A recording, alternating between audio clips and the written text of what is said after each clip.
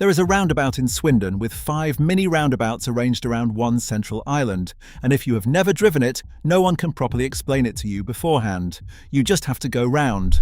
Britain has more roundabouts than any country in Europe. Not slightly more, multiples more.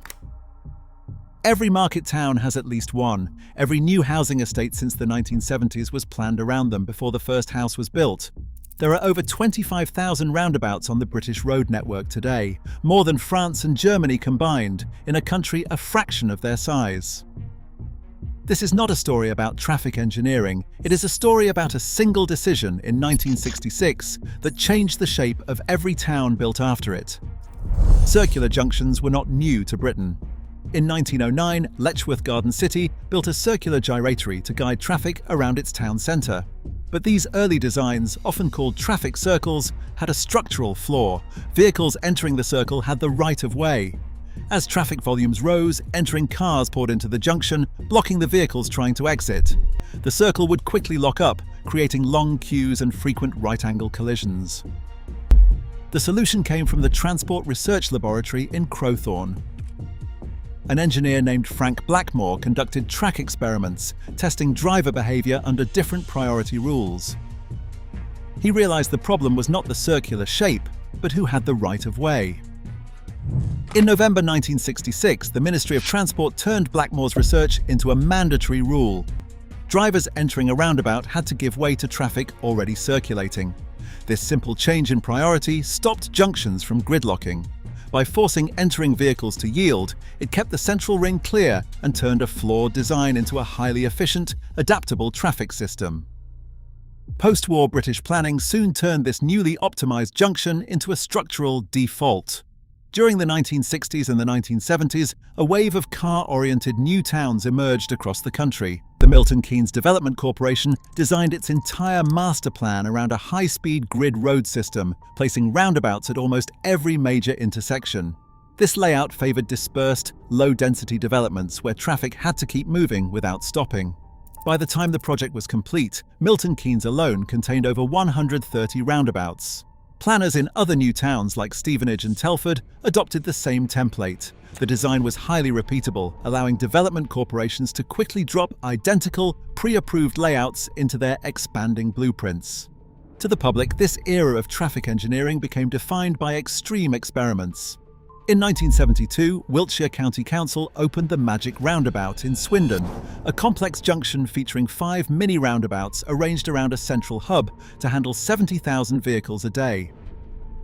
But behind the novelty of Swindon's design was a quieter shift in local government. Roundabouts were no longer treated as experimental fixes. They had become an institutional habit, hard-coded into the default manual of British urban design. Department for Transport figures from the era revealed a stark financial divide between junction choices. Installing a signal-controlled intersection costs several times more than building a basic roundabout. In the late 20th century, a typical traffic light installation demanded an average capital outlay of over £220,000, compared to just £130,000 for a standard roundabout. But this initial construction cost was only one part of the long-term economic equation. Traffic signals brought an ongoing, recurring burden of electricity costs and regular technical maintenance, adding thousands of pounds to municipal bills year after year. A roundabout, once built, required absolutely no power and minimal upkeep beyond basic landscape maintenance.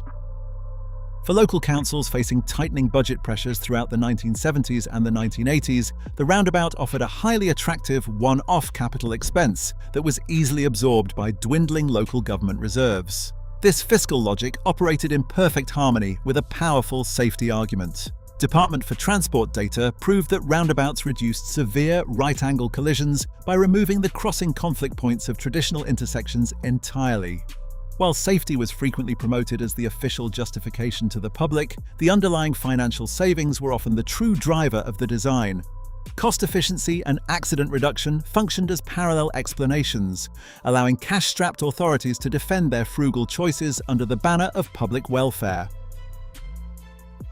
From the 1980s onward, a wave of out-of-town retail parks, business parks, and sprawling housing estates expanded the edges of British towns. This decentralized growth created hundreds of new access points along existing major roadways, each requiring connection to the primary road network. Rather than designing a bespoke junction for every new commercial development, local planning authorities relied on a standardized, pre-approved layout that did not require reinventing the wheel. The legal mechanism that accelerated this spread was Section 106 of the Town and Country Planning Act.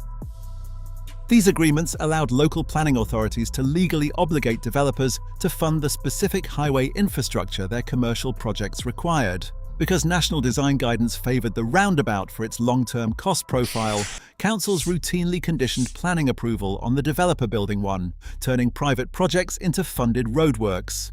This repeating pattern also defined major national infrastructure. Along the M25 orbital motorway, completed in 1986, designers used large roundabout interchanges at dozens of junctions to manage traffic transitioning from the high-speed motorway to local county roads, cementing the link between national arteries and local systems. By embedding the roundabout into standard developer agreements and local design manuals, the planning system bypassed the need to evaluate alternative layouts for individual sites. The design had become a self-perpetuating bureaucratic default, quietly duplicated across the country through private funding and local government routine. This concentration of circular junctions was not the inevitable result of global traffic trends. Across the English Channel, France maintains a higher absolute number of roundabouts, but places them at rural highway intersections rather than urban centres. In Germany, planning regulations restrict the Kreisverkehr to slower residential zones, capping their nationwide total at just over 6,000. Meanwhile, the United States bypassed the design almost entirely. Driven by a preference for traffic lights and four-way stops, the US has built fewer than 10,000 roundabouts across its entire network. With more than 25,000 roundabouts on a far smaller landmass, Britain remains a global exception. The network averages nearly half a roundabout for every kilometre of primary road, proving that this layout was a distinct policy path, not a universal engineering necessity. This layout shaped the physical environment of daily life.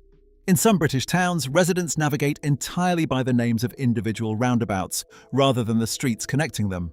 Local councils turned these islands into civic landmarks, using corporate sponsorship, flower beds, and public sculptures to dress up functional concrete. Hemel Hempstead's complex 6-roundabout system, built in 1973, even became a tourist curiosity. According to the Department for Transport, the roundabout remains the most commonly built new junction type in England today. Yet beneath the modern landscaping, the physical past remains visible. Older road alignments and buildings left standing at odd angles reveal the historic street grids that were carved open to make room for them. The modern landscape reflects decades of choosing the cheapest, most repeatable engineering default. If this story interested you, there is a video right here about what killed the British New Town. Subscribe for more deep dives into the hidden history of our everyday world. Today, these circular junctions stand as monuments to bureaucratic convenience and cost-cutting defaults. If this story interested you, there is a video right here about what killed the British New Town. Subscribe for more stories like this.